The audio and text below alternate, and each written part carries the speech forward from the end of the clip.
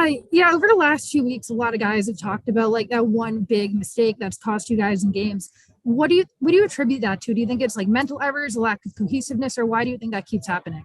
I don't think it's one mistake. Throughout a hockey game, I mean, there's ups and downs, and there's mistakes that happen throughout the hockey game.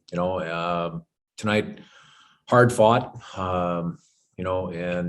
Our specialty teams on the PK side did a real good job. The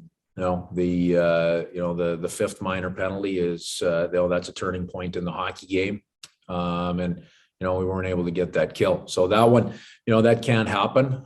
But I'm not going to put the whole hockey game, just on that play. So that's, at that time of game, to take the fifth one 200 feet away from our net cannot happen. And that turned the game their direction at that point in time. Darren?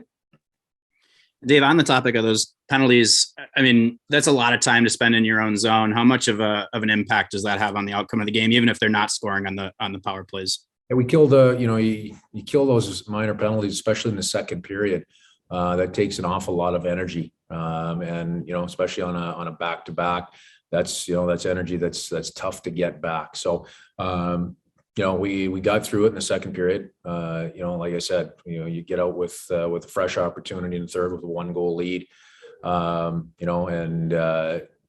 Whether or not that, the energy that we spent killing those penalties came back to haunt us in the third period. I'm not going to, again, put it on that. We got the job done. We didn't get the job done on the fifth one, which, is often the case, especially when you take it in the location that we did take that fifth one. Piper? Coach, what did you see from Chris Driedger that you liked tonight? It seems like he kind of kept you guys in this game a little bit more. Well, he did his job. I thought he did his job well. He gave us a chance to win. Scoring opportunities tonight, I'm guessing, as I look at it, are going to be pretty close. When you look at the shot attempts, zone time, everything, it's a pretty even hockey game. So Chris did a good job in giving us and putting us in an opportunity or in a situation to go into a third period with a lead. There was a couple of big saves along the way, especially in the first couple of periods.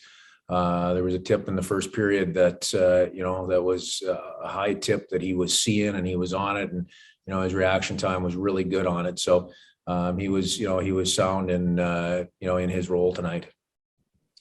Last question, follow-up, Marissa. Yeah, it seems like you guys have struggled a little bit just maintaining offensive zone time after zone entries. What do you think it's been that's just kind of prevented you guys from just keeping momentum in possession for long periods of time? Well, our zone time has been pretty good over the last couple. We're playing, a couple of teams that that typically drive offensive zone time at a pretty high level. Our offensive zone time has been solid. It comes from having a good sound forecheck. Good forecheck comes with having speed coming through the neutral zone, good placement of the puck, and when we don't generate that offensive zone time off of our forecheck, it's usually a combination of those two things. We're giving the puck to their goaltender and allowing an easier first touch, or we don't have numbers with speed in on the forecheck.